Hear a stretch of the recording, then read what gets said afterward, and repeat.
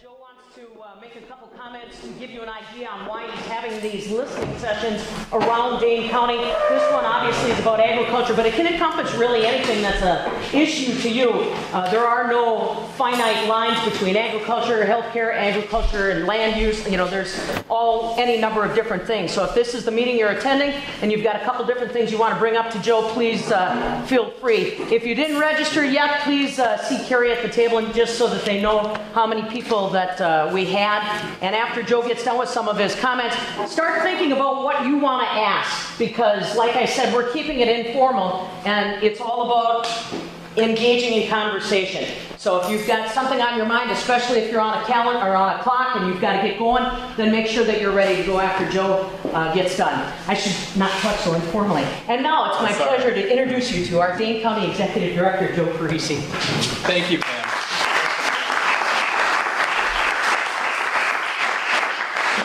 First, let me thank Pam for all of her help, not only in facilitating today, but for your help in promoting this and for everything you do for ag. I feel so fortunate to have you here to help us today. My pleasure. You're very much appreciated. Well, welcome everyone, and thank you for coming to this. This is the fourth in a series of 6 economic summits that we're holding across the county. And each summit we're focusing on a different sector to try to get input, as broad of input as we can, about how the county can be of assistance in fostering economic development across the municipal lines, if you will, countywide. While we have divided the summits into sectors, not everyone from a particular sector can always make the summit that's designed for them. So if you're not in the ag sector, feel free to give comments and give us your input today also. Or if you are in the ag sector, or if you know someone else in the ag sector who couldn't be here today but wants to give input, please tell them, feel free to come to either of our next 2 summits that we have to give us our input, or, I should say, or they can go to prosperitydane.org or com. Org.org, thank you. And fill out our survey there and give their comments, and they can always contact us, contact their supervisors. We want as much input as possible.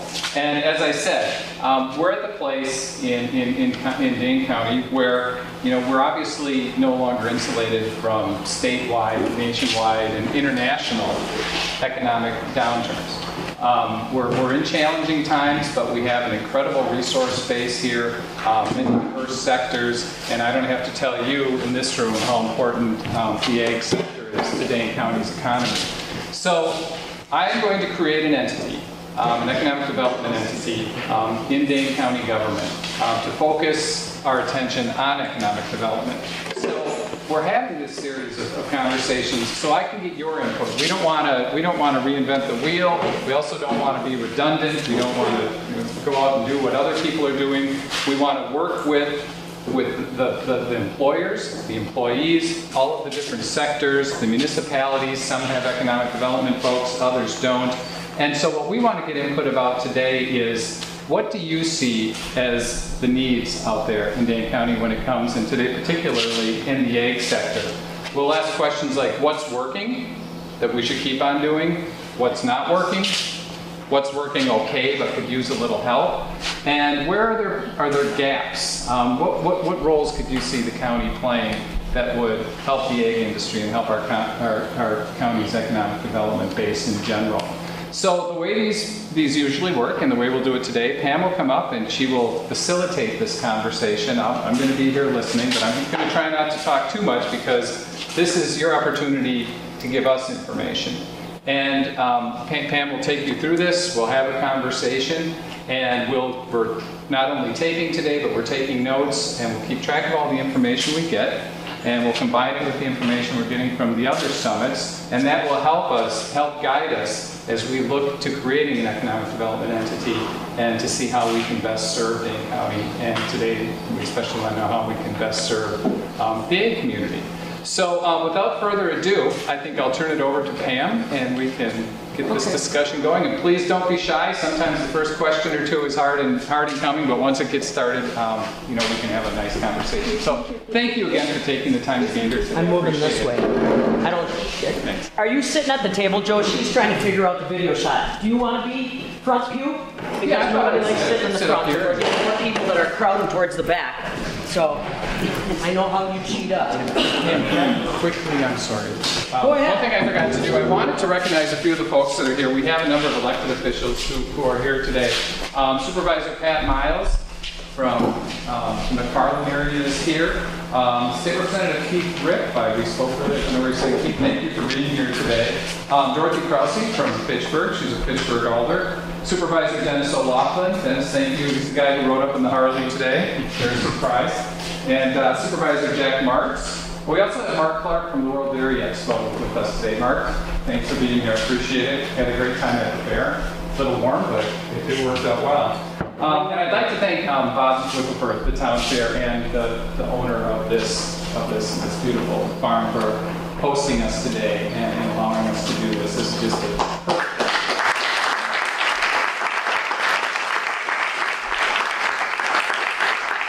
Why don't you take a minute, come up towards the front though, because she's trying patiently to follow and figure out what we're doing. Okay. Why don't you tell them a little bit about your operation here, Bob, because you're a perfect example of how you've had to change a little bit with the dynamics. Right. Well, thank you for all coming here today. Thank you to Executive Parisi for hosting this event. And it's nice to have a Dane County executive that recognizes the significance of agriculture. So I just wanted to welcome everybody to the town of Windsor. Just a brief history on, we have a small farming operation. Basically, we have 160 acres. And we made a choice a number of years ago to either expand or stay small and try and find some niche markets. So we decided to find niche marketing that would fit in with our farming enterprise. We currently have 160 acres. We do corn, soybeans. We do contract research, work with 3 different research companies located in the greater area. And about 15 years ago, we started boarding horses. I had old dairy facilities that were outdated, they weren't being used. Contacted Nolan Anderson. He was one of the first people that came out, and he gave me some of his thoughts and ideas. So it's worked out well for us. Obviously, it wouldn't work for everybody. That's one of the great things about agriculture. You can do different things on different farms and still be successful. So again, I just wanted to welcome everybody here today. Thank you.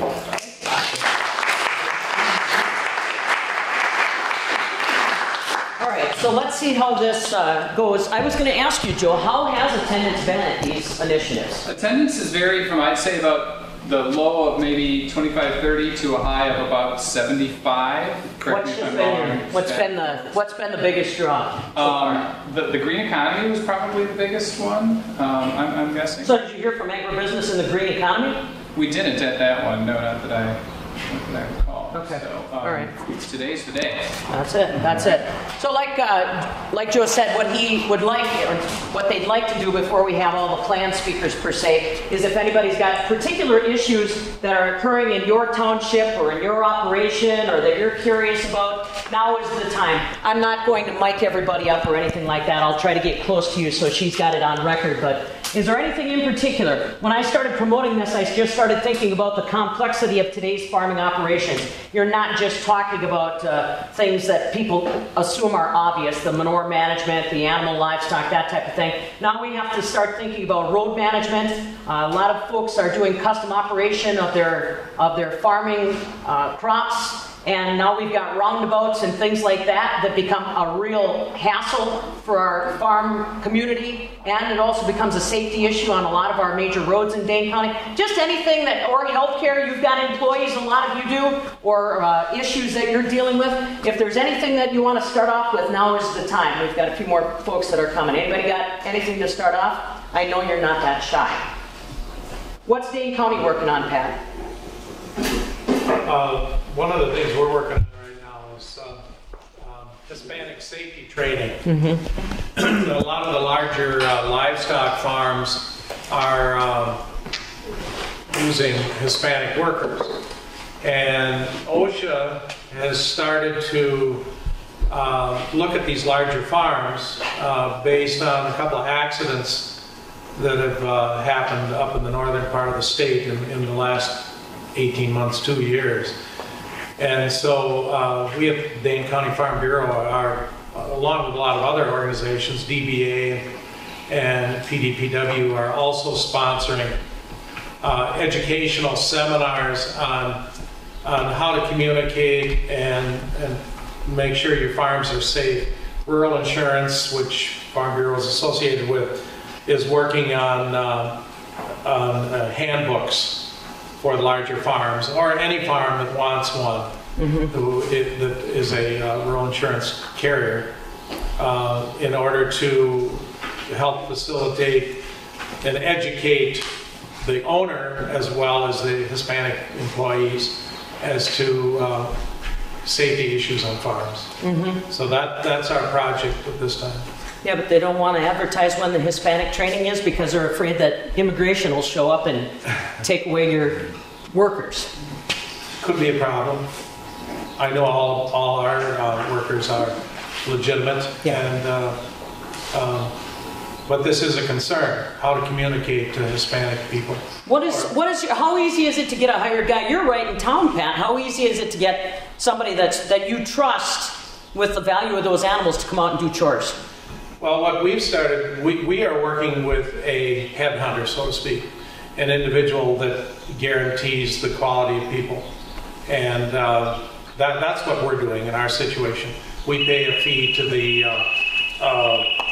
the individual employment person to find us employees.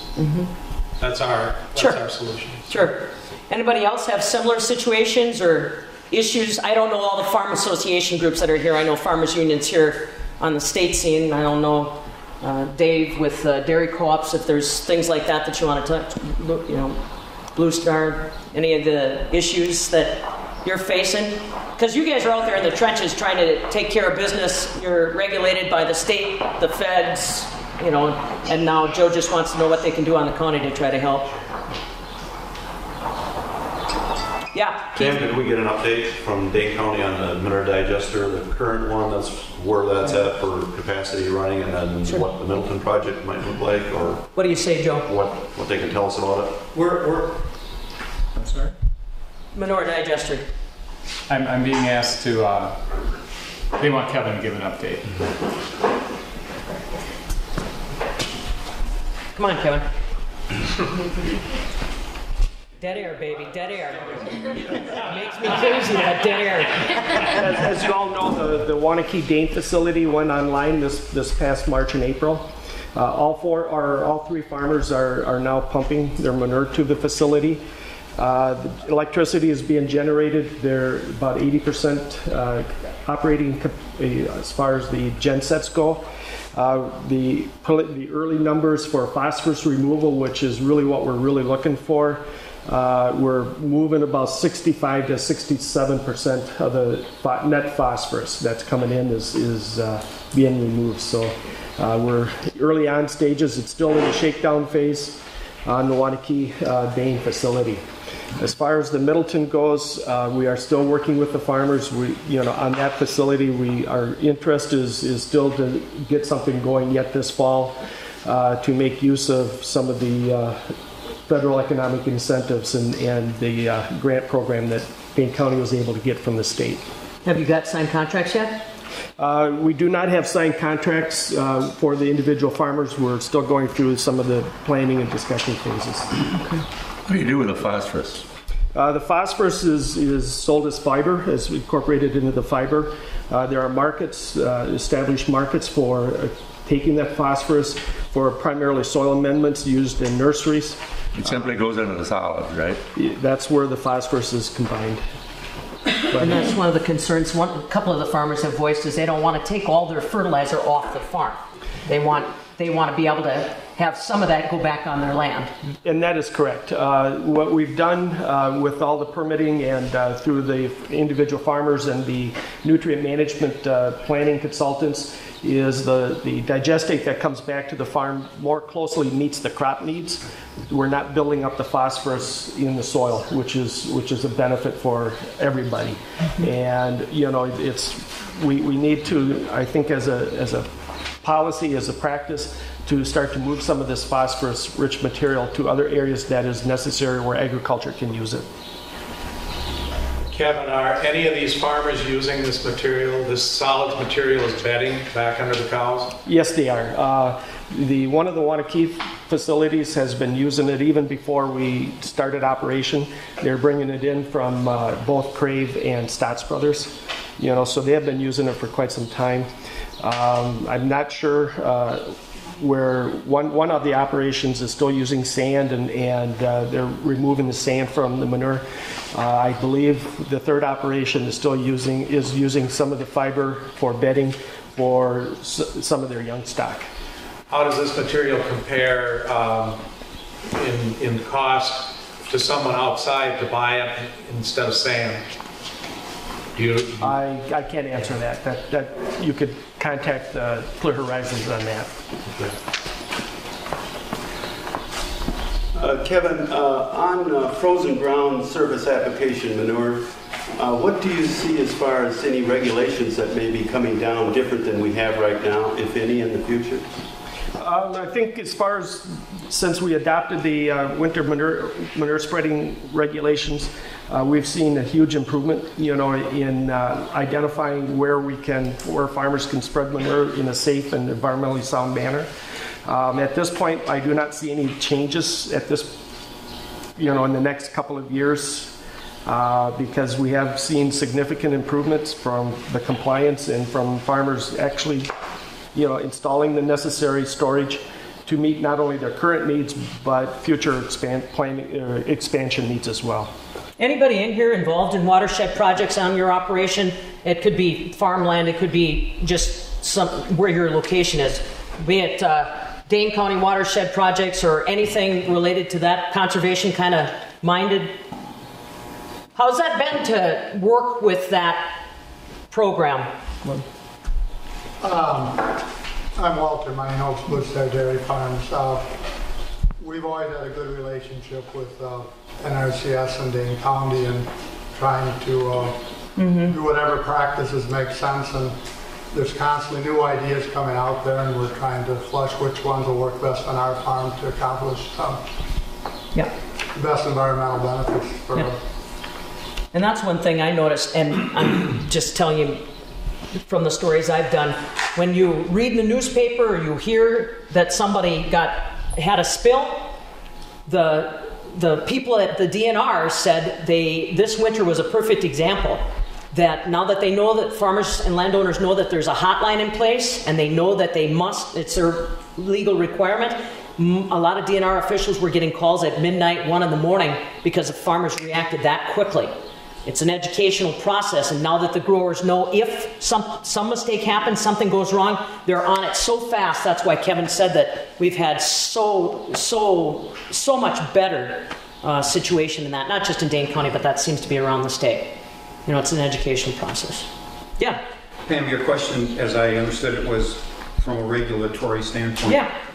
From a development standpoint, shoreline zoning is spending a lot of our time and money as to what is this going to do to us, what effects, because in our area, like I guess almost all of Dane County, we have wetlands, we have river, we have a lot of properties in the area that flow into the chain, whether it's Lake Mendota, Wabisa, Kanza, Rock River, it all ends up at the Gulf of Mexico from here, right where we sit. And that's important. So shoreline zoning is going to be a big issue. And so we have been spending a lot of time trying to express our views as to how that is going to impact us, which impacts development, which impacts jobs in our community. Have you seen is it an expensive venture right now to try to keep development going and still be respectful of whatever's on the books? You're out of my area, that's why I asked. Well, right now there's not a lot of regulations, but the regulations that would be or could impact us would be tremendous as to setbacks, future development and growth. So it would dramatically impact the communities in Dane County. Anybody else? Any other topics? Pat? We've been spending a lot of time talking about the services provided by Kevin and Nolan Nolan's name was mentioned. One of my biggest concerns is in tough times, you're starting to cut back on funding certain areas. I know that UW Extension and the county agents, back when I was in 4-H, and there was a time when I was younger and smaller. I won't ask when. many, many years ago. There were more county agents, and they did a lot more. I mean, the county agents were the ones that introduced balancing rations, pest management programs, a lot of things now that are being taken over by private consultants. But there's still, as Bob mentioned, the work that the extension people do. We need to keep that department funded and well-staffed. If there's anything that I would say today, I think they're still important to us out in the country. They provide a non-biased opinion. They take the information that comes from the universities and private industry, and they don't have a product to sell you. They just provide you with information. They are a non-biased source of information to us out in the country. Mark, you want to kind of address that too, since Mark Clark is not just World Dairy Expo, also Dane County Fair, which relies on a pretty strong partnership with Dane County and our extension service. Yeah, we're fairly unique. Stand up.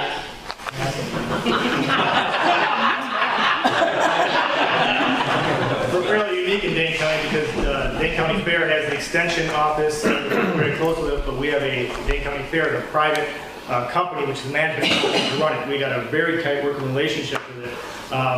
And the information that the extension provides us and the labor they provided is just instrumental.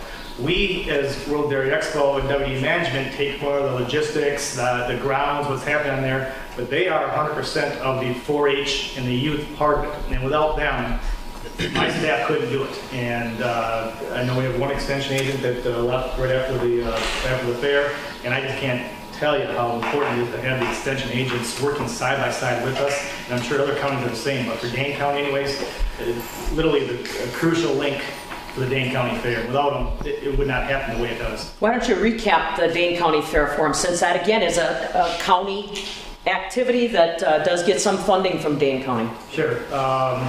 Coldest fair in history. Anybody wasn't at a fair, we were 2 weeks ago. Could be one of the hottest fairs we've ever had in history. And our attendance was down. We're down, 1,935 people compared to last year, which could have been a heck of a lot worse. The good news is on two fronts. One is we did not have any animal issues. We did not lose any large animals. We had one chicken decide that they wanted to leave early, so we let him go. Other than that, we did not lose any animals due to heat, and we also did not have any EMT calls due to heat at our fair, which I think we're probably one of the few last week that can say that. And I think the main reason we can say that is we have a facility where we have 100,000 square feet of air-conditioned building. We have the exhibition hall, which is not only is that crucial to World Dairy Expo in Dane County and other events that happen, but just how important that building was to Dane County Fair this year. People come in, get air conditioned, sit down, relax, rehydrate, come back out, do some of the fair stuff. Believe it or not, the Midway had a good week. Considering the stress, I didn't have gray hair before this week, but I do now.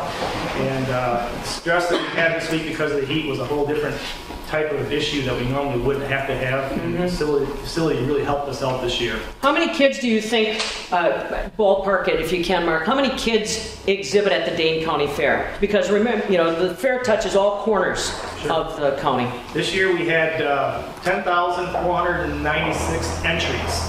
So that's before the kids actually arrived on ground. So we're over 10,000 entries, which makes us one of the larger county fairs in Wisconsin.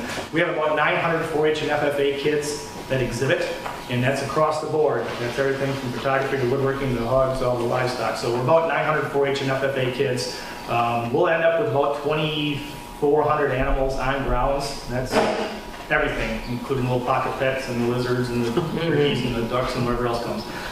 So we're about 2,500 head of livestock on grounds. This year, the llama project did not have a show.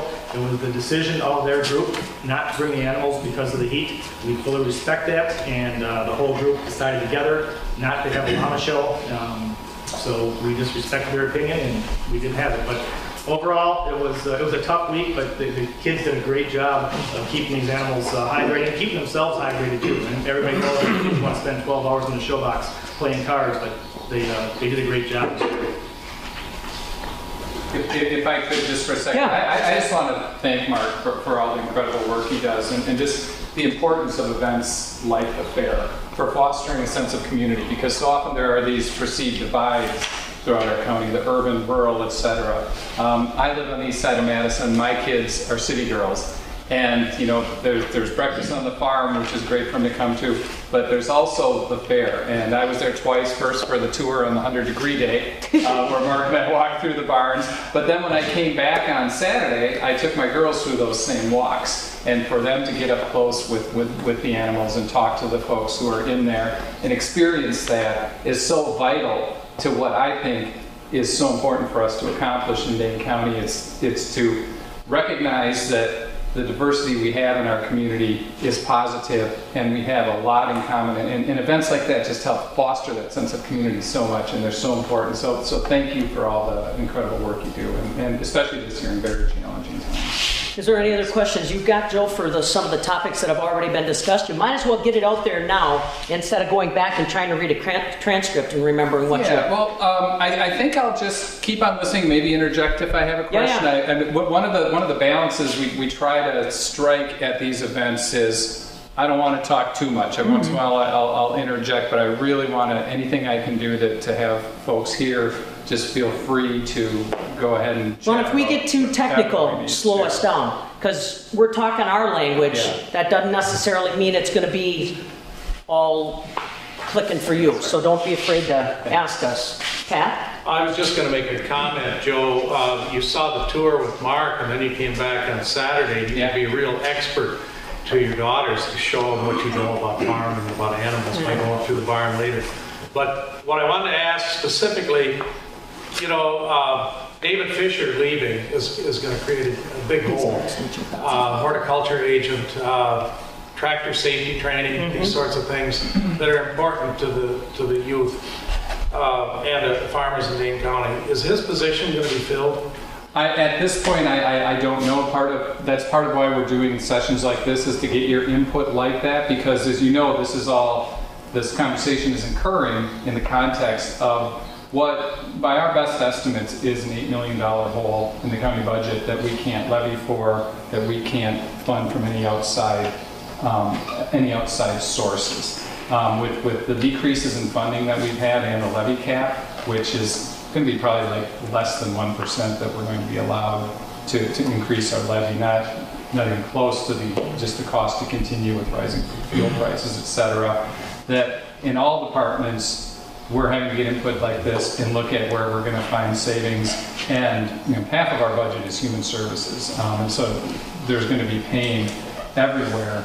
And so any thoughts you have, not only on what's important, that's good to know, on the pieces of county government that you see as vital, but also as you interact with government, ideas for how we can find efficiencies. Because like I said, we have an $8 million hole that we're only going to be able to fill, unfortunately, by cuts countywide. So any thoughts and ideas you have in that process, which I see as being directly related to economic development, because ultimately the only solution to the challenge in which we find ourselves is going to be strong economic growth, because that not only provides people with jobs, which reduces demand for services, but it also helps bring in the revenues that we need to run important programs like the one you mentioned. Go ahead, you want to say your name? It's important to remember, Joe, that that position is partially funded by the UW as well. Yeah. And so it's a joint venture, and so by not filling that, we could very easily lose the UW's portion of it, which is significant. John Schutz, do you want to give a little thanks for being here, by the way? Yeah, you're welcome. And I wasn't really introduce yourself. I'm John Shutsky. I'm the Ag Program Leader for Ag and Natural Resources with Extension, and Carrie invited me to come out, and then Pam reminded me this morning on the radio. I want to just give a little bit of context, and one of the things we're starting to look at in the multi-county sort of the region here is we are faced in Extension with some of the same budget pressures, but we also very much we like to get out to listen to growers, to listen to producers. We know that this is a huge part of Dane County's economy. I mean, we have, I don't know what the exact number, 16,000 people employed in agriculture, roughly in Dane County. And it's not just dairy producers, it's not just crop producers, but it's all the peripheral industry. So that remains a really important partnership to us. I think you probably are aware we have a 60-40 university partnership. The other part of the multi-county challenge is we have Nolan, who eventually will retire some point in the future. Dave Fisher has just left us. A special challenge with Dave Fisher's position is we're competing right now in a market. We've got, what, $7 corn right now, $13 soybeans, and there's some great jobs out there in the private sector. Somebody over here mentioned competing with crop consultants. Well, one of the things people like Nolan and Dave do is we don't necessarily compete with crop consultants, we partner with them. And we have data that shows every extension agent and every specialist on campus touches somewhere between 10 and 80 people in terms of multiplying information. I would argue, and Pam, you could probably go with me on this one, that we ultimately touch every crop acre in the state of Wisconsin in one way or another with research and information. So we are going to have to think multi-county. We are going to have to think maybe being able to share resources. We have Nolan's position down south in Rock County. We're going to have an opening. We have openings right now in Sauk and Columbia. But Dane's kind of at the center of that mix. And so we're going to need to be creative and work with your office and make sure that we keep the partnership in place and that we serve all of you. I mean, that's really what we're about, is research-based, unbiased, education and services that we provide.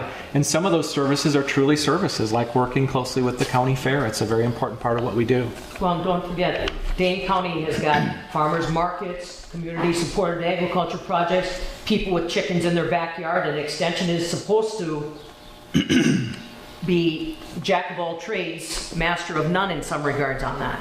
And we do that. And you know, we talk about the $60 billion contribution to our economy, that's all part of it. The farmers markets, the tourism, the agricultural, you know, people going out and visiting farms and things like that. It's all part of what makes the community kind of stick together. And this is a really unique part of the state. And I would actually, Dane County is unique in that you've got a fairly major urban center, a pretty well-educated population, but agriculture is still front and center right here in this county. So we're pretty unique. And the extension partnership will remain important for us. And I appreciate you having me out for... Yeah. I'm here to listen too, by the way. Walter? Yeah. I just want to echo an agreement with everything that's said, and the university does the basic research that often doesn't get done, and somehow that has to efficiently get out to production ag and everybody else, and we might have to come up with new ways because of cost, but it still has to happen. We got to make sure that otherwise our whole industries are going to slowly backslide if we don't keep getting the new innovative information for both production but also for environment and everything. It's all part of what the university and extension does for the ag industry. I'd really like to echo the support for and the importance of extension. I think that's just critical to farmers.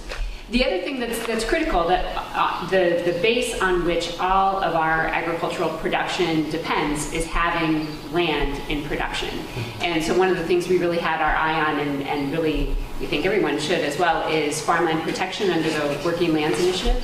And I want to really recognize Representative Ritt for taking a lead and being part of that conversation that ultimately resulted in important parts of that program being preserved in the state budget. And I just want to thank you for that. And counties have a big role to play in updating and having strong farmland preservation plans in place, and then in providing support for purchase of conservation easements in those places where there's heavy development pressure and land that is going to be, you know, at a critical point in taking development one direction or another, preserving farmland. And so I think there's good support for those programs. It's especially important in a place like Dane County where there is development pressure and yet a strong, vibrant agricultural sector. And I think there's a tipping point at some point.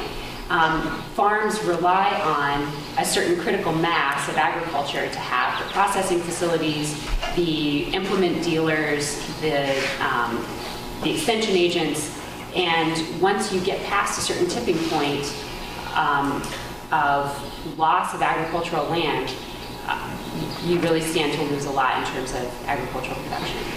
Anybody in this room ever have to compete against the county for land? I've heard that a few times. Everybody's shy now. And Jim Welsh with Natural Heritage Land Trust, and I want to echo some things that Kara said. We help communities do farmland conservation, and the thing that I think is really important in our community is that easements provide certainty in land use, and as farmers and ag businesses, they want to know that there's going to be a farm base where they're located, and so ag easements really help make that happen.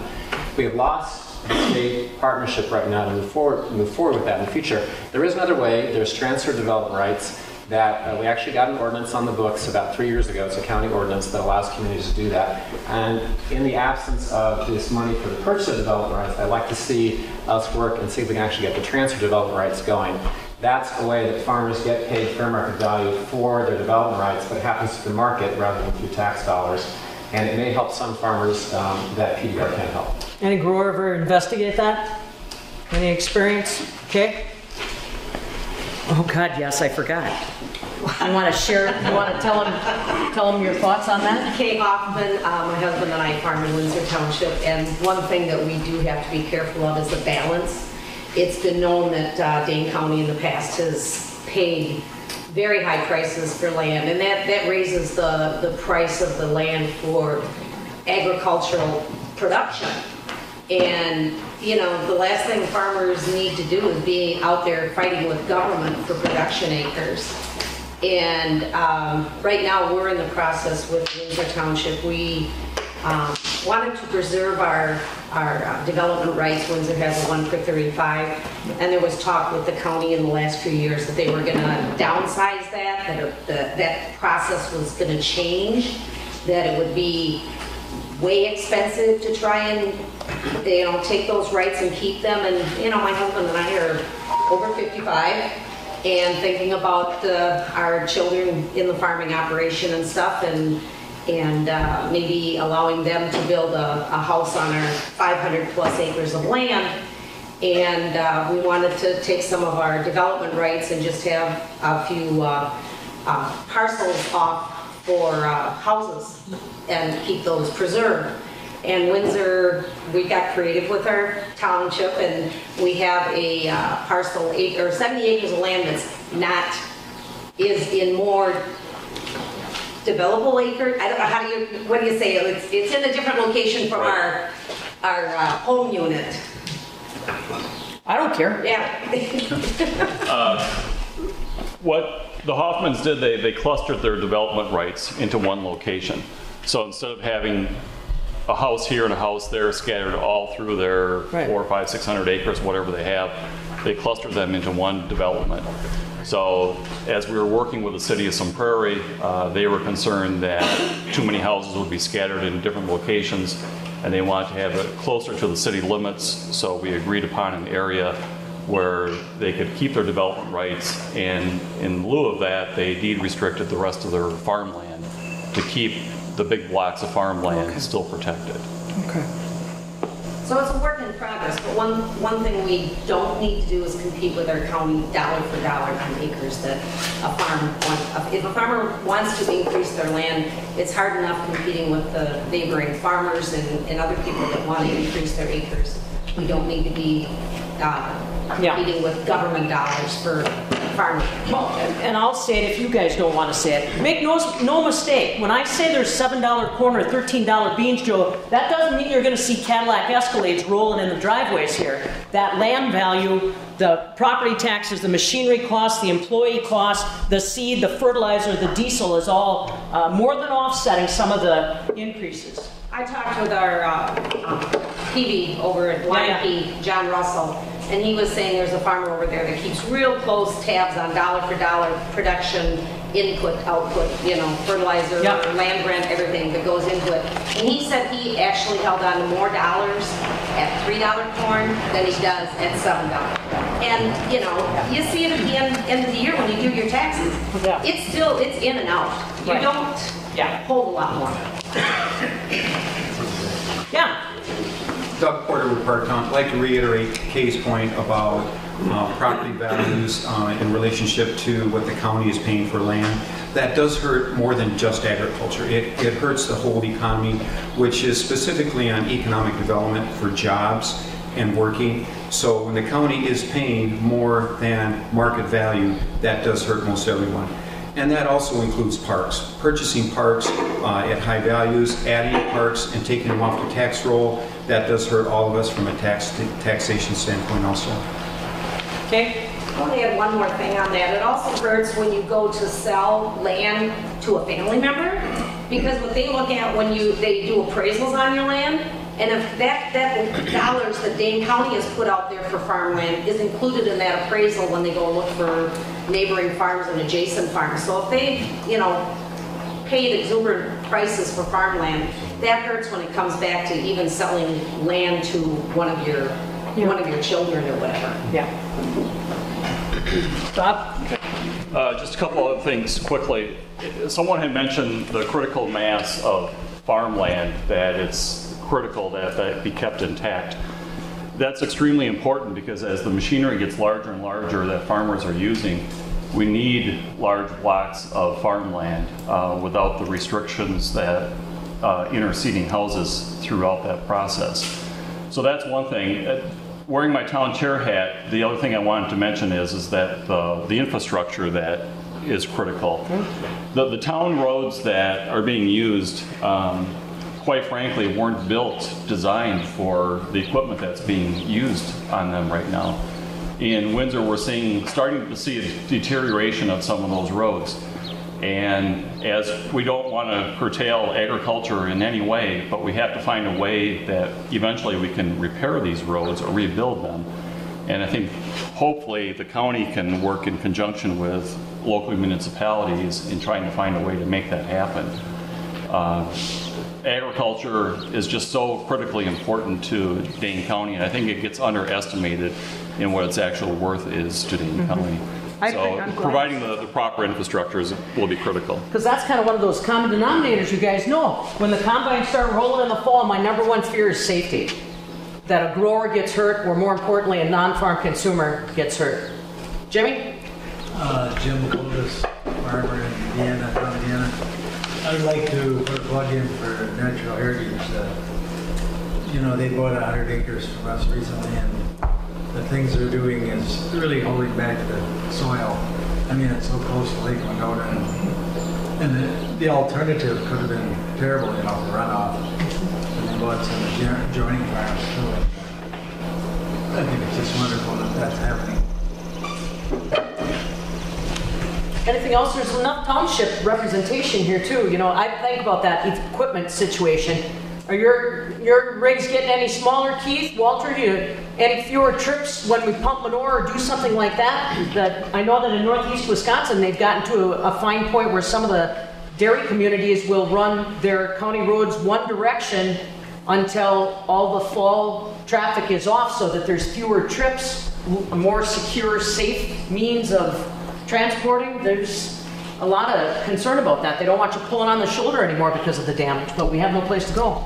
I wanted to ask Jack Martz, or one of the two fellows on either side of him, to talk a little bit about the new zoning that they have in Fitchburg that includes rural clusters, if they know more than I do about it. Excellent. Well, I was glad to hear about the we call it clustering in the town of Fitchburg, or city of Fitchburg. And what we're doing currently is that we are putting together an ordinance in which we will allow rural clustering. And the basis of this is to preserve the farmland, like you said, in large tracts. So we're not having a house in the middle of a field and whatnot. And we're looking at non-productive land for this to be put on. We will be probably having this at a conclusion within the next few months and will be allowed. The response that we're getting so far from the Ag and Rural Affairs Committee in Fitchburg is quite good from the rural area, simply because of the conservation, but also it's going to allow some forms of income off of non-productive land that will equal or be close to what the farm person is seeing in the development area of the city, in the urban service area where housing is allowed, and some of their farm friends have been able to cash in on this. We expect that this will certainly be a motivator for the farmer to look at that, and as soon as we get it on the books and gets the ordinance written, we'll be putting... What kind of revenue options? Well, what we'll look at is, what we anticipate is that a developer will come in. The landowner will have a developer come into that area, buy that piece of property, and then go ahead and develop it. The farmer will have to, or we will be thinking of rights. We're looking at 1 in 35 for developmental rights for every unit, and the amount of income per acre that landowner will get should, or we think will, come close to what it would be the same as in the urban service area. And there you're talking about some pretty good figures. We think that there is definitely a diversification of development appeal. We think that there are people in Dane County that do want to live in the country yet. They do like the open space versus the high density that we're talking about in the urban service area, and we think we can offer this in a very organized way and preserve farmland. Just to follow up on that, we talked earlier about supported services for agriculture. If you look at Fitchburg, there virtually isn't any anymore. So it is a difficult area in order to maintain, your farm operation, just simply because you have to go elsewhere in order to get those kinds of services that you need, and that can be costly. Very good. Anybody else have anything that they want to bring up, chime in on? And you don't have to worry about we don't have to get the big picture stuff. If there's something that's kind of irritating you on your personal neck of the woods, let us know. Yes, sir. This is big picture stuff. I'm Jerry Cavill. I live in the west side of Madison. It seemed to me this morning already, we've heard some things about the partnerships that the county's had in a whole variety of ways. What worries me most these days is that our society has decided there's only two choices. It can be government or it can be private sector.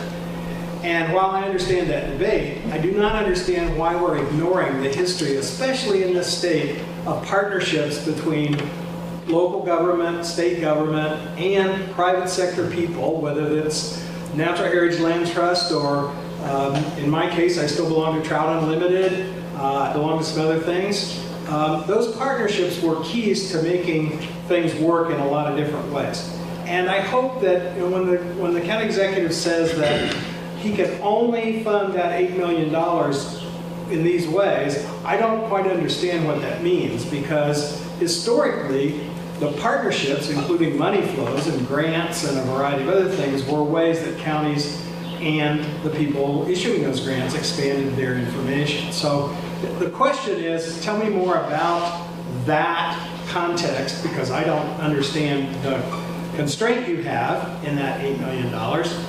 And the statement is really about the importance of continuing to build these partnerships, because I just don't see how, in a world in which we all depend on each other, we need to do that by both private sector, public sector, not-for-profit, et cetera, et cetera. No, you're right. Those partnerships, well, they are in place, and a lot of our funding does come from grants, and believe me, we go after every grant dollar we can find. The extension is a perfect example of what you're talking about, from the university to the agent to the farmer. What I was talking about specifically was the budget scenario in which we find ourselves. So obviously, a lot of the funding that we depend on to provide services comes from the federal government, the state government, and from the property tax levy.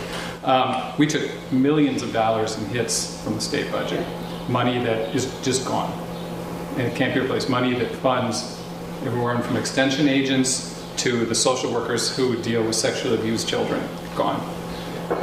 Our ability to levy taxes has been capped at around 1%. So we'll be able to increase So we take millions in hits. We'll be able to increase property taxes by about countywide, total $800,000. Just the cost to continue in the sheriff's department alone because of fuel, et cetera, the additional cost to continue increases $2 million. So what we're allowed to levy, our increase in our levy, doesn't even cover half of what it's going to cost us to continue to fund the sheriff's department, which is only 20% of our budget. So when I talk about the situation, those are kind of the parameters that have been set for us by the state.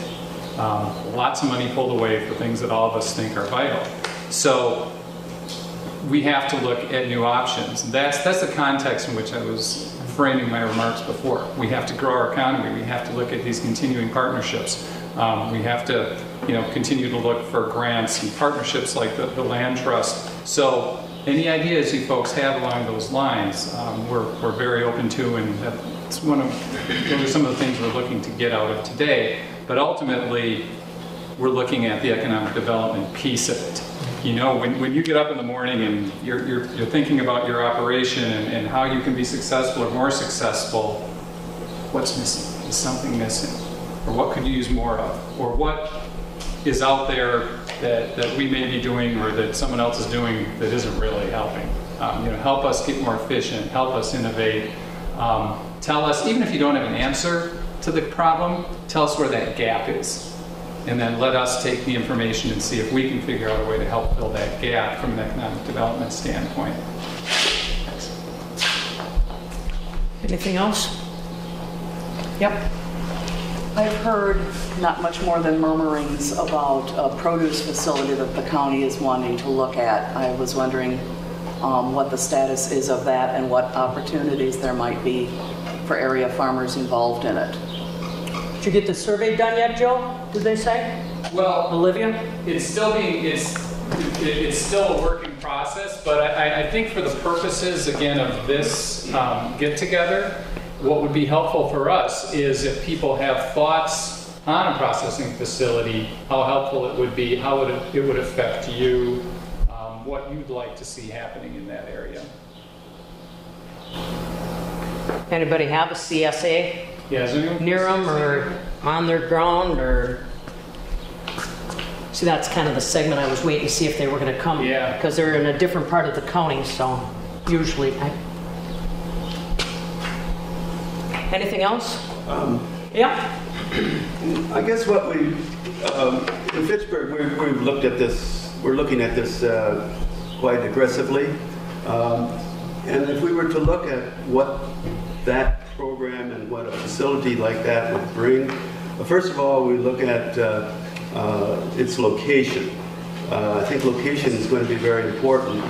Of course, we're looking at it because we feel that we've got arterial roads that can come in and transportation be very good in a facility on that. It would appear to us that, we're looking maybe at not just Dane County, but surrounding counties to come into this. Distribution of this would then be, of the produce that would come in, would then reach clear out maybe as far as southern Illinois, however it would work.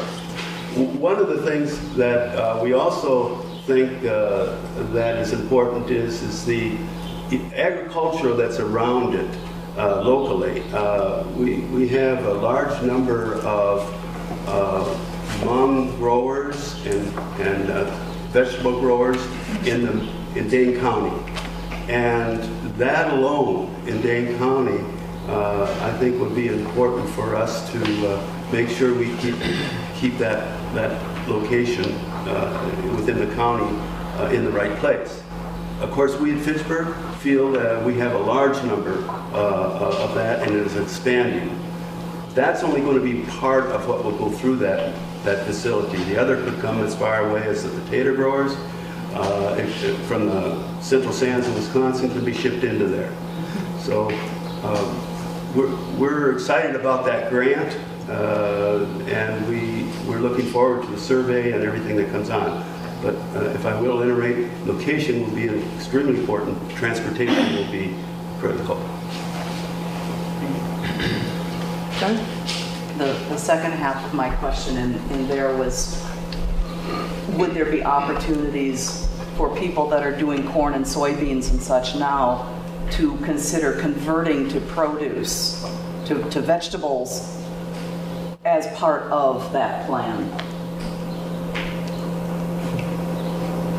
Well, it becomes a dollars and cents thing. I don't know. Yeah, that's right. It's a good question. It's a good question. If and I'll just speak because I grow too, and I've got acres in Rutland Township. Boy, oh boy, commodities have to really fall off the table for me to be able to do a per acre return on investment with sweet corn, strawberries, high labor, no machinery type things, even if I'm right on top of the Capitol Square. That's a very, very labor intense process. And I also question, as a grower myself, I question when this buy local bubble bursts, what do we do? And you're talking about an affluent community that's going to get behind and support all this, when I think if you hear what Joe's saying, human services only continues to escalate. 40% of the kids in the rural communities are on food stamps and need that school lunch program. I'm trying to, as a grower, I'm trying to figure out, really? So, and I think that's some of why we haven't seen CSAs and some of that really expand a lot. Jerry? I just comment, I wasn't always just an ordinary off-the-shelf citizen. I'm a retired professor from the UWN. I worked in agricultural marketing and a variety of things, and I served on the Dane County Food Council and a variety of things. I think that question's an interesting one because I want to think back to 15 years ago and if we would have been talking about an ethanol plant. I spent a lot of time going to meetings where ethanol was a dream, and I'm really quite shocked at where it got. But it was a long-term kind of a thing. And I don't think any one of these particular ideas will be, the solution for moving from one kind of agriculture to another. The question really is there a sector in this sector? I'm not a big fan of sectoral stuff in the first place because they're so interlinked that it's hard to sort them out. But is there within the rural and farm sector and the demand side room for this? The other analogy I'd make historically is that when it was said that there's no infrastructure in the Fitchburg area to support agriculture, that's exactly what happened in fruits and vegetables in Wisconsin and Madison. I was a little shocked to discover a few years ago that in my 30 years here, the city of Madison actually completely redeveloped what had been a commercial produce market on the east side. The structures were still there. There was still, but that was no longer considered to be feasible. So these things are going to work themselves out. I hope we'll spend the time to look at it carefully and not just pitch it because it doesn't automatically happen tomorrow. And I'm looking forward to the survey too. Yep, Karen. I think Jerry makes an interesting point, and Mr. Whippleford also. There's water in the refrigerator, by the way. I'm sure I'm not the only sweaty one here. So if you need it, get up, grab it. Touched upon something which I think is really critical, which is how do we measure the economic impact of agriculture and its importance. I think it's critical that we understand that we measure the impact of agriculture in a different way than other industrial sectors. Agriculture has a high investment per job ratio. So in order to get X number of jobs in the agricultural sector, you're talking much more investment than, say, a call center. You could probably get a call center up and running in 3 weeks. But what that means is that you can export those jobs overseas just as fast. Agriculture is a different sort of animal. It's high investment, but that means there's also high investment in the place and much more resiliency to economic swings. I think rather than saying, oh boy, we had an economic downturn and we need to build jobs, we can also see the value of agriculture in realizing our economic downturn in Wisconsin would have been much worse without agriculture. If we think of our jobs and our economy as an investment portfolio, I see agriculture as the bond component of it. It's counter-cyclical, where it operates on different cycles than other parts of the economy.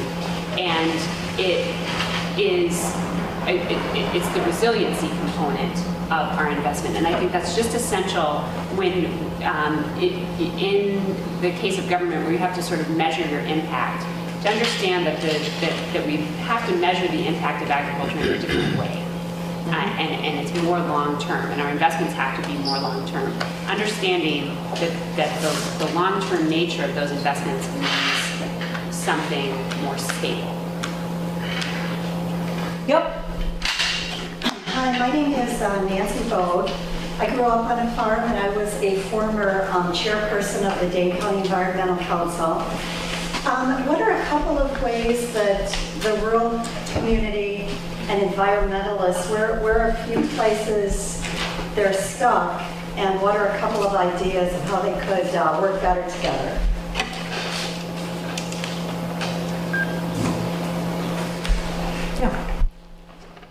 The point of diversified agriculture and specifically bioag is very important within the county.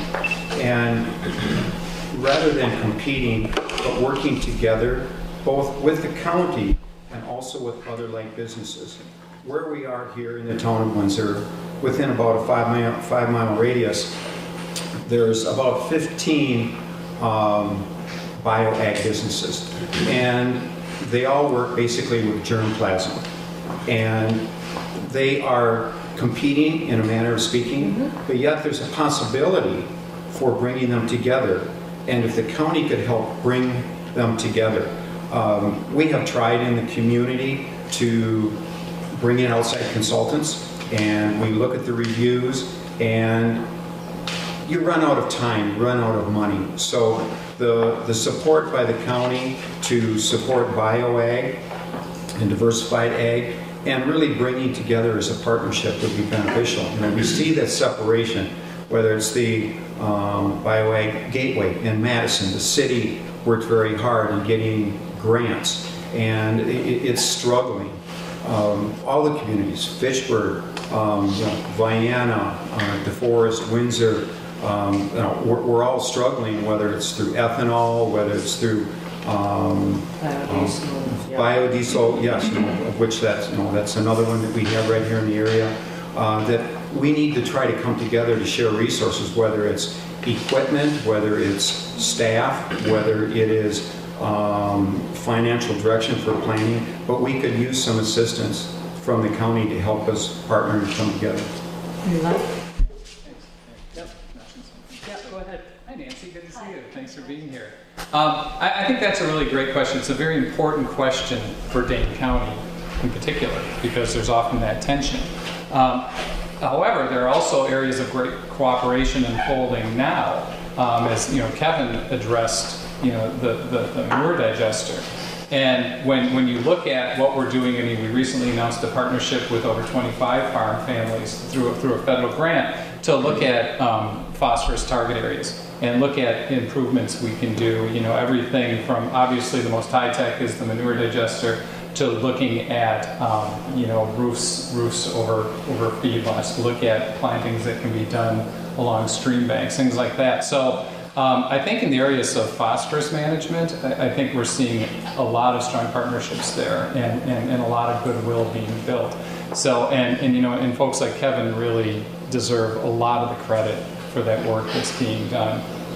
Dennis? Joe, following up with what you just said and what Doug said, take it to the macro. I know in the past, having a relationship with Columbia Sauk, Iowa, Jefferson, Rock, and Green wasn't that good, but I'm hoping, and 5 miles, as Doug said, 5 miles from here. 5 miles from here, you're 3 miles, you're 3.5 miles into Columbia County.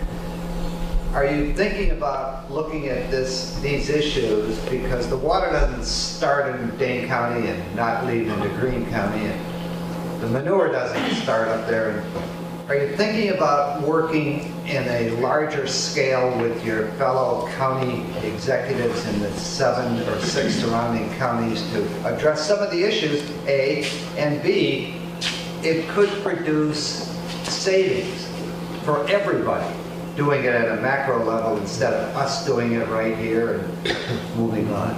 Yeah, and I think a good model for that is Thrive, the economic development organization that looks at a multi-county approach, because as you said, boundaries are political boundaries, and obviously my number one concern is Dane County and what's best for Dane County. But there are times when going out beyond those borders and having a regional approach to economic development and issues such as you mentioned can certainly be beneficial. But it sounds, Doug, like you'd kind of like to see a little bit of work on Dane County's part and bringing even potentially competitive people together around the same table so nobody's replicating or duplicating services, maybe get a synergy going on some of these bioenergies or bio whatever. We have recognized for years, I'll just say for 20 years, and I'll go backwards, what Thrive is doing. Yes, it's great. You know, we're part of it. We put money into it. We haven't seen the results coming out yet to where here we're working with the various counties, and here we're helping your development. We have a philosophy out here in the country, and really what that philosophy is there's one pie. We're not concerned about how big of that piece of pie. We all want to have a piece of that pie so that we're all enjoying it. And that's where the growth comes from. And the communities here have been working together diligently to try to go, okay, let's bring a business in because it's economic development, it's jobs, that's what we need, rather than competing.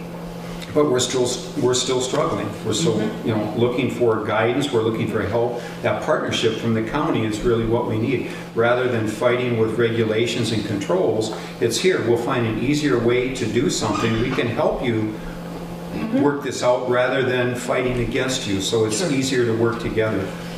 Yep.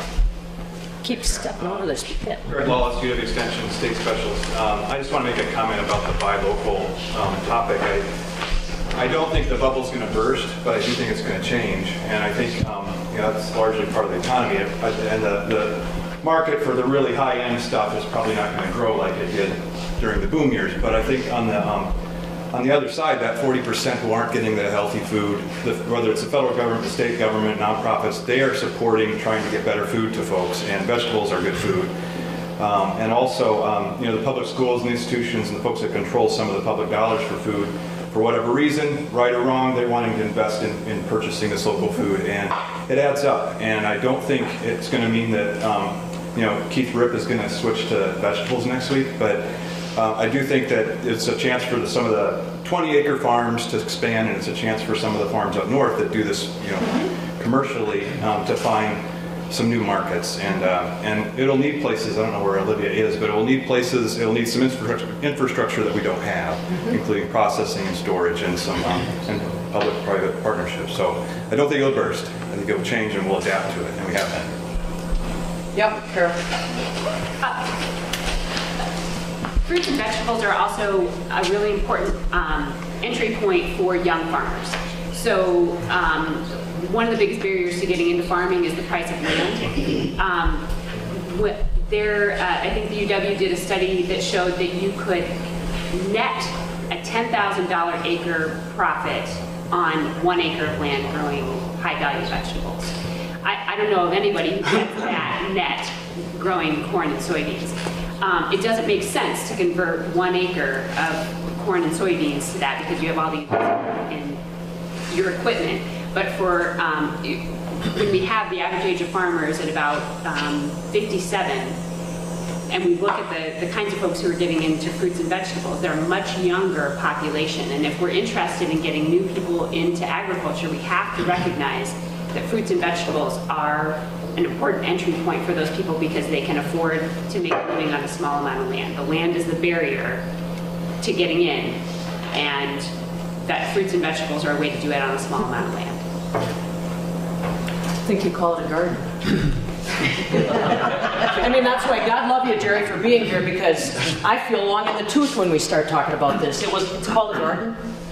Can I just add something to that? And also, we went from like county to macro being sort of multi-county. we have a report that'll be, it's actually just now out looking at all the land-grant universities in the North Central region. And in that report, there's an interesting first chapter that says that between now and the year 2030, we are going to have to double the world's food production. Between now and 2030, that's only 19 years, we're going to add as many people to the population as the current countries of China and India. Adding that much more to the population. So not only are we going to have to, we can't just tweak our acreage here and come up with 10% more. We're going to have to double it.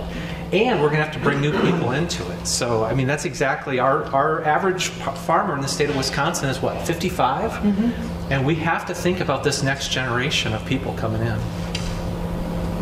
Yeah, Jerry? Since you pointed at me, I'll respond. My only problem with calling it a garden is that it's typical of our desire to define things very tightly and very narrowly. Definitions that are tight and narrow, what a farm is and what a garden is, separates people.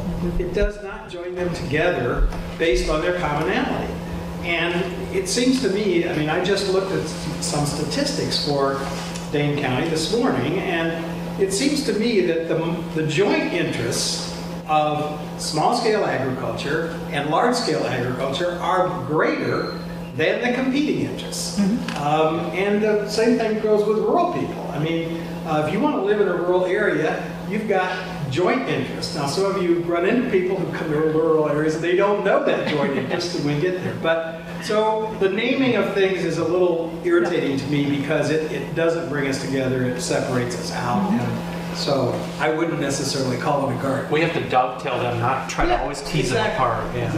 Well, there's a lot of, if I recall, there's a lot of kids that make good money off of that garden for school clothes, or, I mean, we recognize the economic value, Jerry. What else? Yeah, Bob, am I supposed to be getting the cards here or something? I mean, I think they're a bunch. Here, you hold on. Welcome to video. Right, thanks a lot. It's been real. I had a question for Joe. Obviously, this is the first step in your process for agricultural economic development. I'm wondering if you've given any thought to what happens after this in the long-term ideas and situations that will come up from now. Instead of just formulating opinions and ideas now, putting that idea in a report or in a policy, what can you do as a county to interact with the residents and or local municipalities to continue changing that idea as new ideas come forward?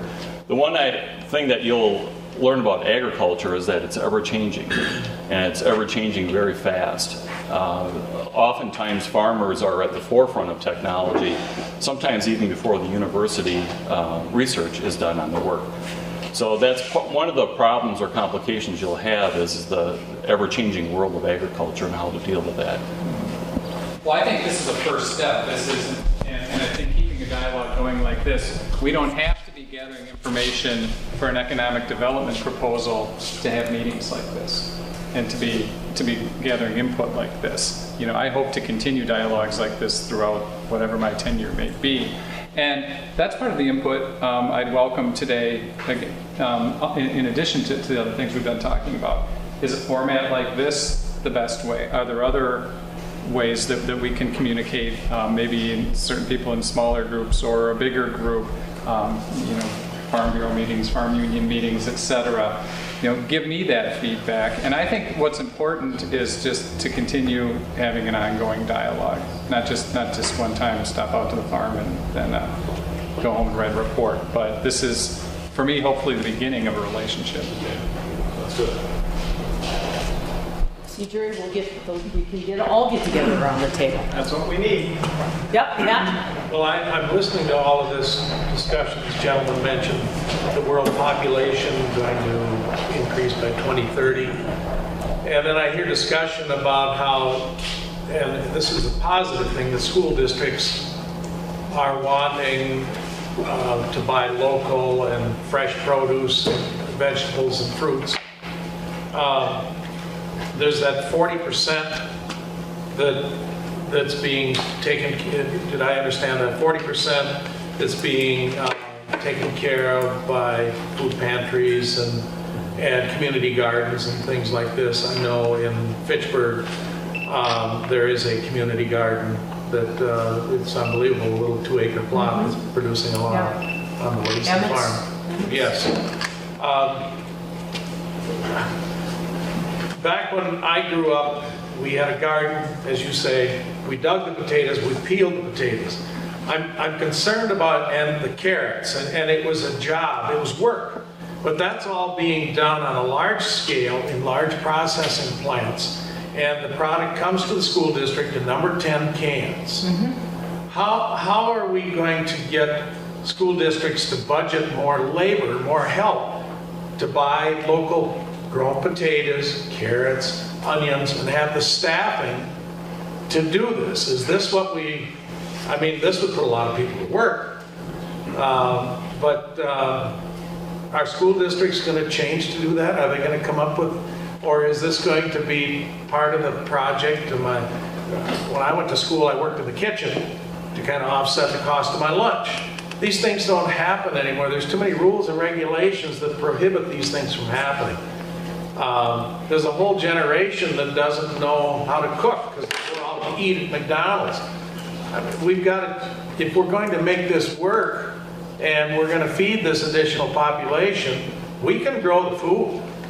And we can switch from soybeans and corn to gardens if we can find the labor that'll work for less than $10 an hour to help hand harvest. I mean, this is a very complicated issue, and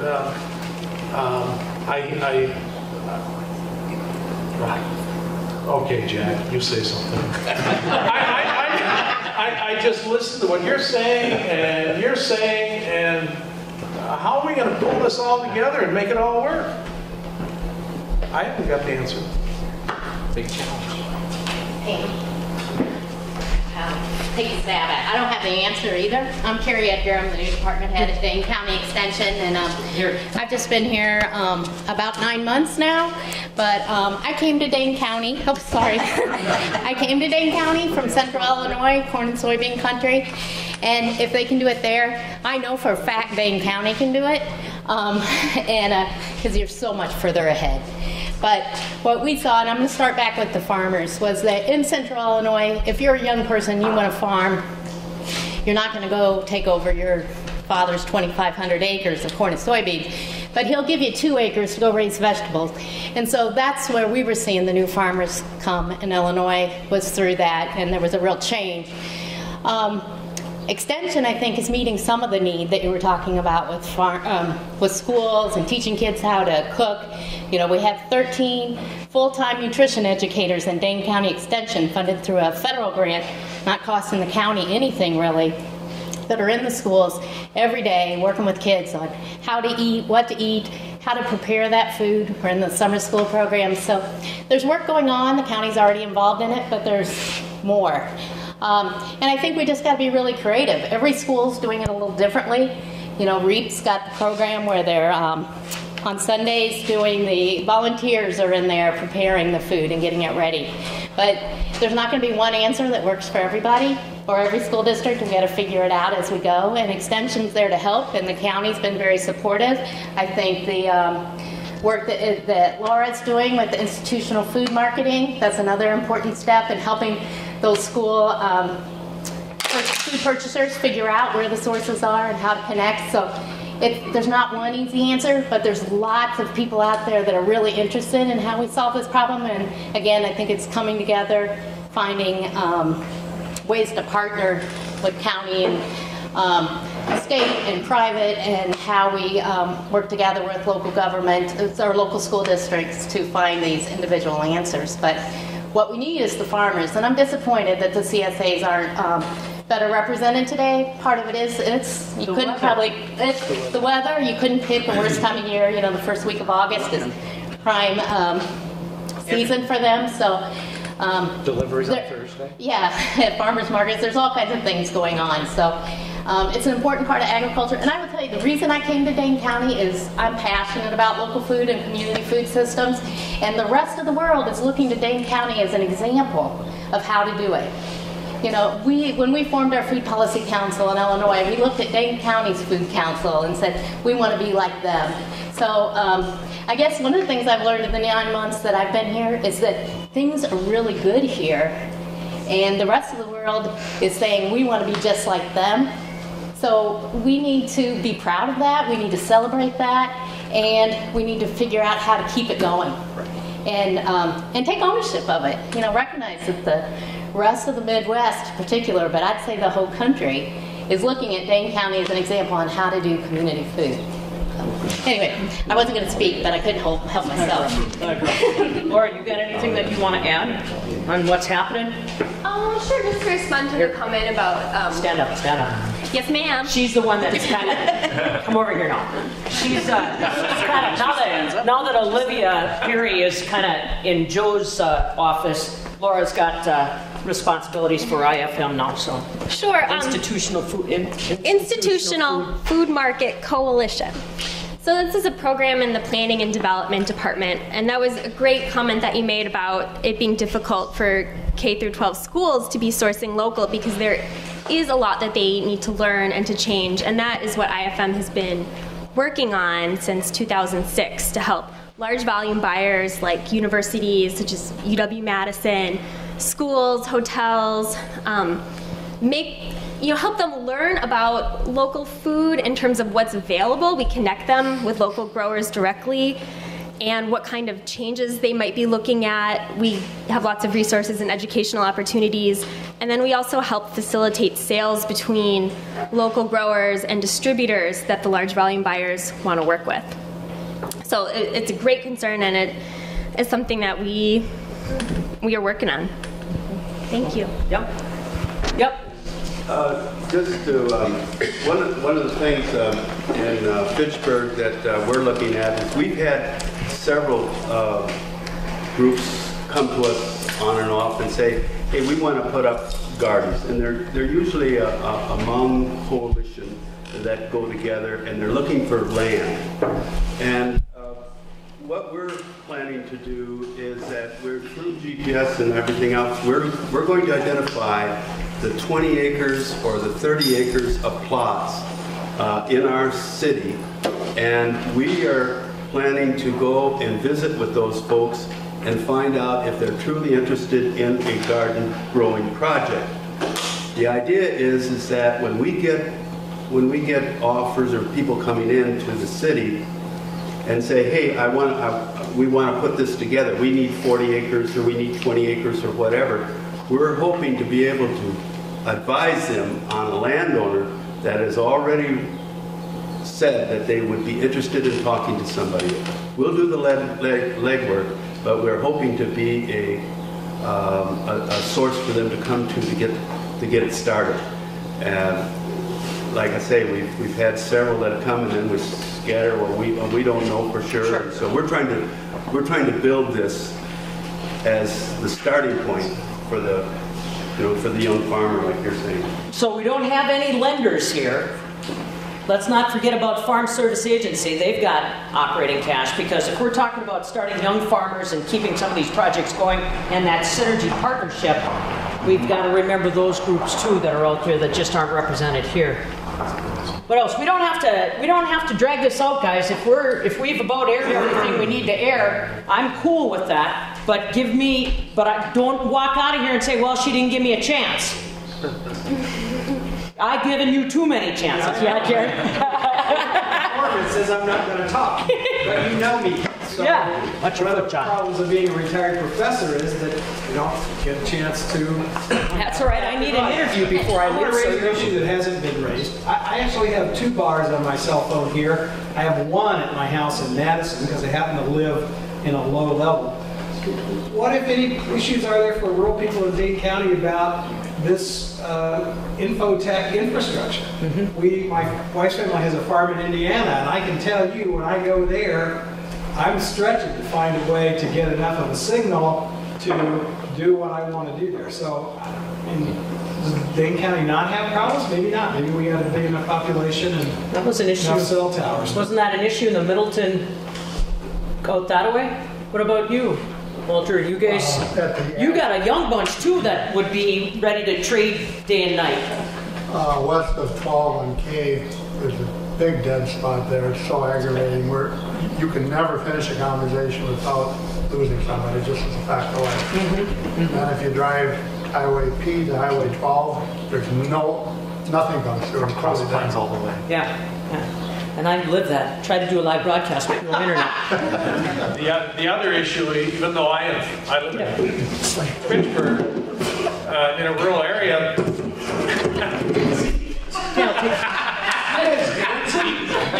DSL high-speed internet access is a problem. So, you're absolutely right. It is a See, that's rural kind of area. stuff, all of it. I was thinking we were going to talk about some more specifics, like we got to trim back trees to get the machinery through. I've noticed that a lot of the trees we've got along the side roads are so cotton picking, maybe beautiful to look at, but it's got to happen with county equipment too. It's starting to cloud over the top and all of those kinds of things. Well, this is kind of a struggle between the rural and the urban in your communities. They don't want the ditches mowed, but yet we're required to keep noxious weeds under control in our pastures, in our fields. But they go to seed in the ditches and they blow into our fields. So, and I'm sure that's a town issue. Well, it's a big deal from a safety standpoint. We've got to keep the weeds down because if you guys come up on an intersection, that's just pure safety that can get neglected. Okay. There's a couple pieces. You figured out. What did we do? You threw me out of the chair. I'm not sure how you did that. I'm a magician that way. So, Jim, do you have anything else that you wanted to? And Kara, anything in particular? Doug? I guess one. Yep. One additional. Hang on. Let me see if I can catch more chairs. One additional point with regard to water. The quality of water that we have in Dane County and how we manage that water is very important. Whether it is surface water and how it's being managed by government entities, but then also the groundwater table. What is happening as we continue to grow within the county and the water that's moving to Nine Springs, what's happening there. And I don't know all of these specifics, but I know that it's a concern that does pop up. So keeping track of what's happening with the groundwater and maintaining the quality of groundwater that we have because of our lakes also in Dane County is important. Do you want to tell them, Joe, what you're doing with some of the watersheds? You and I talked about that earlier this spring. You're actually cleaning stuff up in that. Well, yeah, that was part of the partnership I mentioned. We're cleaning out, digging out drainage ditches that may have 50 years worth of sediment in them to remove phosphorus. We're looking at, it's a little redundant regarding what I said before, we're looking at the digesters. We're looking at different ways, a lot of them fairly low tech, to keep that phosphorus out of the waterways. And we're really zeroing in on it now. And as everyone knows, we've been studying the lakes for a long time. But now we have a lot of information. We have the information we need, and we're entering the implementation piece of that. I should say continuing the implementation piece. It's not brand new, but we're seeing it get more visibility and become accelerated. Now, obviously, this is something that's not going to change overnight, and that's always been one of the struggles with the lakes is, we have a lot of work to do. They didn't get to where they're at, today, overnight, and they're not going to be cleaned up overnight. But I'm feeling very positive and optimistic about the direction we're heading in. Well, and some of that is just maintenance that kind of fell in arrears, wasn't it? Well, and some of it, for example, we have these, it rains, in my neighborhood, it goes down into the sewer, and then there's a pipe that goes right out into the lake.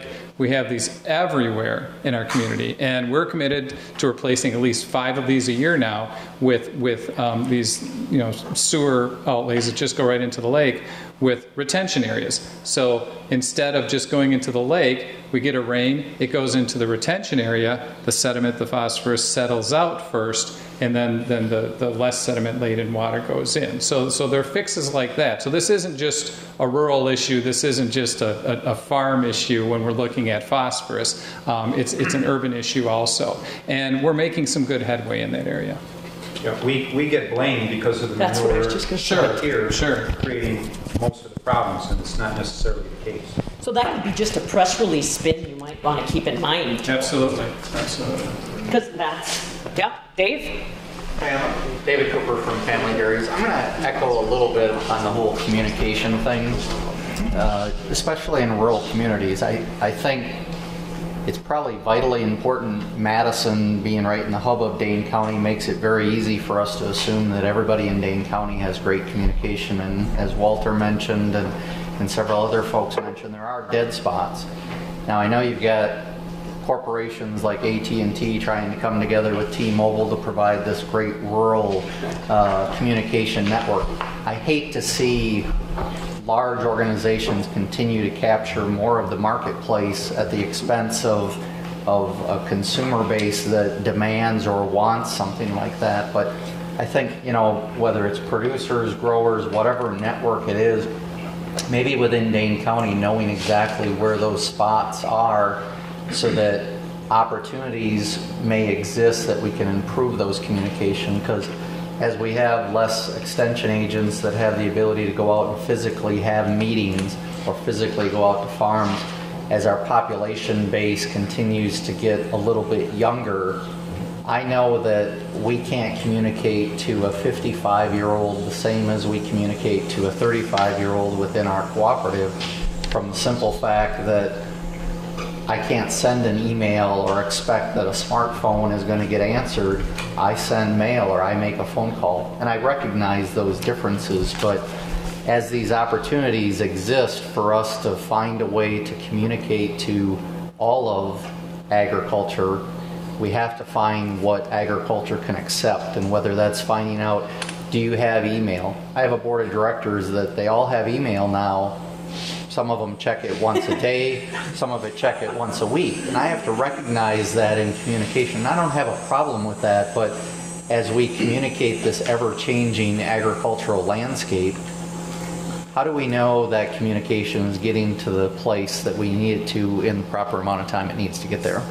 I'll say this is an example of exactly why we're holding summits like this. When we look at the gap, so we're talking about a literal gap here, a literal gap, and what we've heard today is everything from a gap in, perhaps internet availability to, clustering homes, finding out a way to make it work so you can have those splits for your kids and cluster them through transfer of development rights, et cetera, and everything else we've covered today.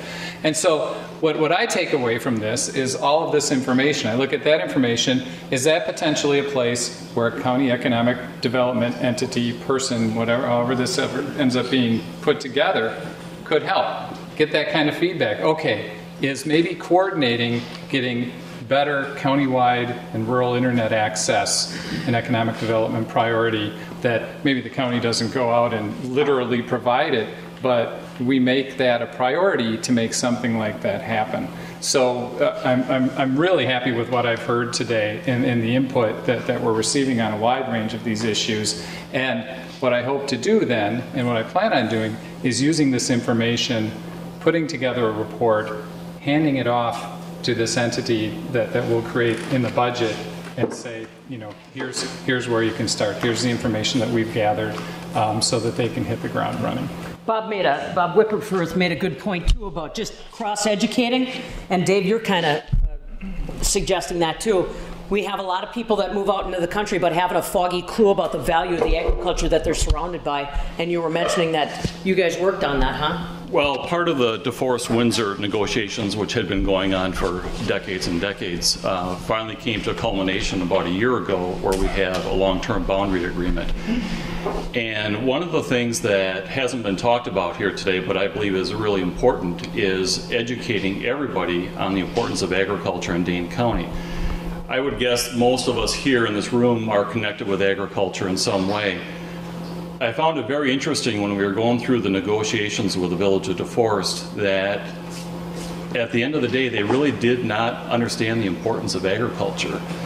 The area out here north of Windsor Road, east of Highway 51, which is one of the first 15 AEA areas in the state of Wisconsin, they just did not recognize the importance for their quality of life, the financial ramifications that it had, that it actually helped draw residents to their community because of the quality of life out here. So I don't think we want to underestimate that there's more partners in this than just people that have a strong desire to see agriculture prosper. We have to work in conjunction with cities and villages that it's a benefit to everybody. John? Time for a speech. Short one. Right. Well, I'm sort of bothered a bit because I do a lot of things across the state. And even today, much of the discussion centers on a small 1 acre producer. We haven't got the 4 chickens yet, but we probably will. But I never, Madison, I went to the farmer's market last week. I read a weekly column. I talked to many of the producers. The reason they come to Madison for the farmer's market is pure and simple. That's where the money is. I mean, that's why they come. They're already big producers outside oftentimes. It's not because they're coming to satisfy anybody. It's because they can sell here. When we talk about agriculture in Dane County, the newspapers will spend more time talking about the sanctuary that went broke somewhere here taking care of old horses or pigs they could have sold at 200 pounds instead of raising to 800. But other than myself and Pam, nobody talks about Blue Star Dairy, except if somebody goes by and smells something. Then the Madisonians get all excited about it. Every nonprofit in Dane County is probably devoted to the small local. Alsum is a big producer, a big distributor up at Friesland. They are a market for sweet corn, melons, you name it. Is that local or not? I don't know. There's a young man up here, I wrote just up in north of Columbus. He was watering 185,000 cantaloupe plants. He raised 120 acres, I believe, of that. If somebody wanted to build that in Fitchburg, would they like it?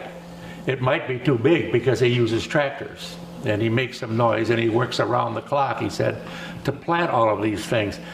I guess my suggestion is Dane County itself from the government on should be closer to the production agriculture system that Pat has and Walter has and the other people who raise soybeans, milk cows for money, not for pleasure, not because they want to be good to anybody, because it's what their families have done for many years. And Dane County has a reputation of kind of being anti-big. You're good if you have a small place. Would Dane County buy a large dairy if somebody wanted to put one in here out in Fitchburg? I doubt it, Pat, if they would. But yet it's part of agriculture. I'm just saying that historically, for many years, and I was a Dane County native, and all the water that you all flush down the toilet goes through our farm, by the way, in the town of Rutland. Farmers fought it bitterly in late 60s, but every drop of it goes through there to the Rock River, to the Mississippi. God does not dip it out and put it someplace. It goes someplace. But I'm just saying that there is more to agriculture than the local garden, the local producer. There are people that raise lots of cows, lots of acres, lots of pigs, and what have you. And that's a part of agriculture also in Dane County, not just the little startup part-time jobs. And the farmer's market has many of those, what I'd call sort of hobby. People hold other jobs, but there are people like Barnard that comes down from Door County that's been in business since 1939. The people raising tomatoes from Antigo that have been in business and raised, they are not little household operations. They are 35,000 feet under glass raising tomatoes. They're big operators. And Dane County has got to recognize that agriculture is something besides 4 chickens and a farmer's market. I'd like to take and then go to Dennis. He's got a big point there. The candy factories were here. They had sweet corn, peas, beets, carrots, everything it was. But they're out here now because Dane County sprayers they're on you. This still should be an agricultural place like it always was. We got to keep that in mind.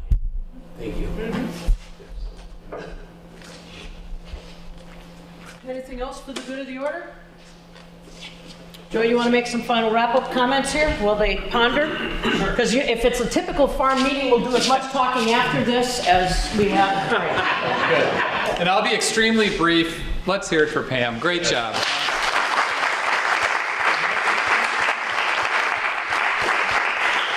And Bob, thank you again for hosting us today. It's very kind of you. I couldn't be more pleased. And thank all of you for coming out to what I view as our opening round of discussions, our initial discussion. I look forward to continuing and growing this relationship.